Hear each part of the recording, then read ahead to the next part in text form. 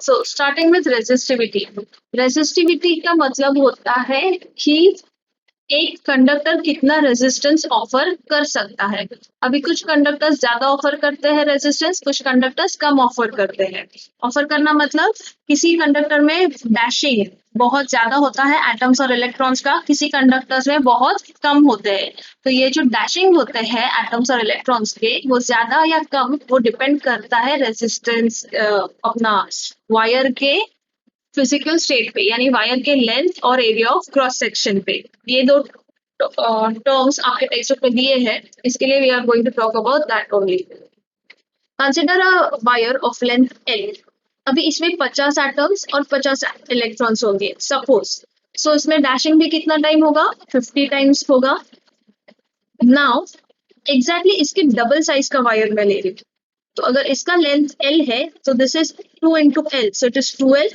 तो अगर इसमें 50 एटम्स और 50 इलेक्ट्रॉन्स है, ये उसका डबल है, तो इसमें 100 एटम्स और 100 इलेक्ट्रॉन्स होंगे। तो मतलब डैशिंग भी डबल होगा, 100 टाइम्स होगा। So from this you can say that when your length increases, the resistance increases. When your length decreases, the resistance will also decrease. यानी देखो ना, अगर मैंने लेंथ बढ़ाया तो रेजिस्टेंस यानी डैशिंग भी बढ़ा, और अगर मैंने इस लेंथ कम कर दिया तो रेजिस्टेंस भी कम हो जाएगा। तो किसी भी रेजिस्टेंस किसी भी वायर का रेजिस्टेंस डिपेंड करता है, फर्स्ट फैक्टर इज उसका लेंथ। अगर लेंथ ज्यादा तो रेजिस्टेंस ज्यादा, लेंथ कम तो रेजिस्टेंस कम। नेक्स्ट यहाँ पे एग्जाम्पल में दिया है, एक वायर है जिसका विड्थ बहुत कम है, एक वायर है जिसका विड्थ बहुत ज्यादा है, मतलब एक पतला वायर लिया है और एक मोटा वायर लिया है। अब इलेक्ट्रॉन्स इन दोनों में से किसमें सबसे ज्यादा फ्रीली फ्लो हो रहा है, सेकेंड वाले में, right. Why, because there is much space over here compared to here. यहाँ पे क्या हो रहा है, at every other point the electrons are getting dashed. क्यों, क्योंकि एरिया कम है और सारे एटम्स और इलेक्ट्रॉन्स मूव कर रहे हैं। यहाँ पे क्या हो रहा है, एरिया बहुत ज्यादा हो रहा है, इसके लिए काफी इलेक्ट्रॉन्स पास हो सकते हैं बिना डैशिंग के। So second factor is nothing but area, such that area is inversely proportional to resistance. ये लेंथ क्या था, ये लेंथ डायरेक्टली प्रोपोर्शनल था। क्यों, क्योंकि लेंथ बढ़ रहा था तो रेजिस्टेंस भी बढ़ रहा था, लेंथ कम हो रहा था तो रेजिस्टेंस भी कम हो रहा था। लेकिन एरिया के साथ ऐसा नहीं है। देखो, अगर एरिया कम है तो रेजिस्टेंस ज्यादा है, विच इज ट्रू। यहाँ पे एरिया कम है तो यहाँ पे डैशिंग ज्यादा हो रहा है, ज्यादा डैशिंग मतलब ज्यादा रेजिस्टेंस। सिमिलरली यहाँ पे एरिया ज्यादा है तो रेजिस्टेंस कम है। क्यों, क्योंकि डैशिंग कम है, तो डैशिंग कम मतलब resistance come. So hence this two example explains us that the resistance is directly proportional to the length and it is inversely proportional to the area.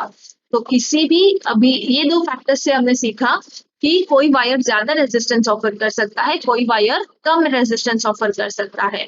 तो ये जो कैपेसिटी होता है हर एक वायर का रेजिस्टेंस ऑफर करना, that capacity to offer resistance is nothing but called as resistivity of a conductor. इसका एक छोटा सा डेरिवेशन है, ये रहा। It says resistivity of a conductor is nothing but R directly proportional to L and inversely proportional to A। ये हमने देखा था। इनवर्सली प्रोपोर्शनल हम हमेशा 1/, फॉर्म में लिखते हैं। तो ये इक्वेशन 1, ये इक्वेशन 2, इन दोनों का अगर हमने कंबाइन किया, we get R is equals to L/A। ये L है और ये 1 है। Wait, let me make it specific. So here it is, to avoid the confusion, R is directly proportional to length and it is inversely proportional to area. तो ये दोनों equations को अगर हम कंबाइन करेंगे, so we'll get R directly proportional to length upon area. But again as I said, हमें एक constant add करना पड़ेगा फॉर्मूला लाने के लिए। So equals to में कन्वर्ट करेंगे तो ये रेजिस्टिविटी का सिंबल है, that is called as rho, RHO, rho. तो ये रो सिंबल हम ऐड कर रहे हैं, this is the constant over here which is called as resistivity.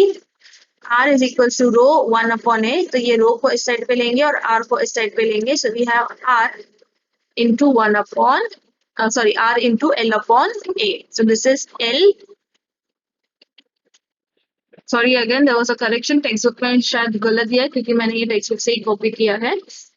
So it is not R into L/A, it will be R into A/L, क्योंकि अगर रो हम एक साइड पे रखते हैं और जब बाकी सारा फैक्टर्स अपोजिट साइड लेते हैं तो ये A डिनोमिनेटर में है तो अपोजिट साइड जाएगा तो न्यूमरेटर में आएगा upon L। So Rho is the constant of proportionality and is called as resistivity.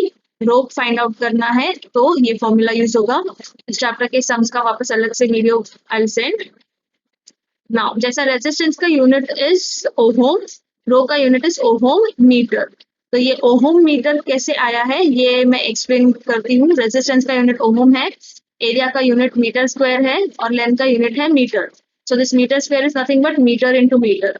तो अगर ये दोनों देखा जाए तो area upon length is metre into metre upon metre. तो वो एक एक मीटर कट हो जाएगा तो बचेगा क्या, ohm into metre.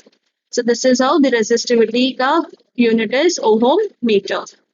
So by now it is clear that resistivity is nothing but the resistance of a given conductor जिसका length L है, जिसका area of cross section पे depend करता है. फॉर्मूला ये है resistivity is equal to R into A upon L. और resistance अगर find out करना है तो ये factors दिए हैं तो उसका फॉर्मूला ये है. So these formulas are interchangeable. That was all about resistivity. Next we study what is an electric circuit. Electric circuit का मतलब होता है कि ये जो डिफरेंट डिफरेंट कंपोनेंट्स अवेलेबल है उनको कनेक्ट करना थ्रू अ इलेक्ट्रिक सेल या बैटरी. तो ये जो वायर्स है वो डिफरेंट डिफरेंट कंपोनेंट्स है, रेजिस्टर्स है, प्लग की है, बैटरी है, इनको जब हम कंप्लीट करके कनेक्ट करते हैं, क्लोज कनेक्शन बनाते हैं तो उसे हम बोलते हैं इलेक्ट्रिक सर्किट. That's it. इसके डिफरेंट डिफरेंट पार्ट्स आपको मालूम होने चाहिए क्या है और क्या नहीं. तो इसमें ऐसा कुछ बताने जैसा नहीं है, बट हाँ जब भी इलेक्ट्रिक सर्किट करोगे तो उसके सिंबल्स मालूम होना बहुत जरूरी है. So that is what we are going to see now, symbols for the electric circuits. ये रहे, ये आपके टेक्स्ट बुक से ही लिए हैं तो ये आपको बाय हार्ट करना है. जैसा देखिए इलेक्ट्रिक सेल सिंगल सेल है तो दिस इज द सिंबल बड़ा डंडी छोटा डंडी. दिस इज बड़ा डंडी इज पॉजिटिव, छोटा डंडी is negative. So this is one cell. अगर एक से ज्यादा सेल होता है तो that is nothing but a battery. ये बैटरी ऐसे कनेक्टेड होता है. If you see positive end is connected to the negative, again positive is connected to the negative of the next. तो डायग्राम के वक्त भी ऐसे ही करोगे, positive connected to the negative, ये नेगेटिव के बाद ही दूसरा पॉजिटिव चालू होगा, ये उसका नेगेटिव होगा एंड सो ऑन. टैप की और प्लग की, ये रहा प्लग की. अगर बीच में डॉट नहीं है मतलब वो ऑफ है, बीच में डॉट है मतलब वो ऑन है. कनेक्टिंग वायर्स, अब सिंपल वायर्स एक सिंपल लाइन के थ्रू बता सकते हो.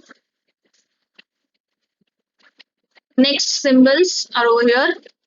क्रॉसिंग वायर्स यानी एक के ऊपर अगर एक वायर जा रहा है तो उसका सिंबल ऐसा है, जॉइंट दिखाने के लिए. बल्ब्स के दो नोटेशंस है, any notation you are comfortable with. Resistance, अब नॉर्मल वायर और रेजिस्टर में डिफरेंस है. Normal wire was a single line, resistor ऐसा ऊपर नीचे होता है.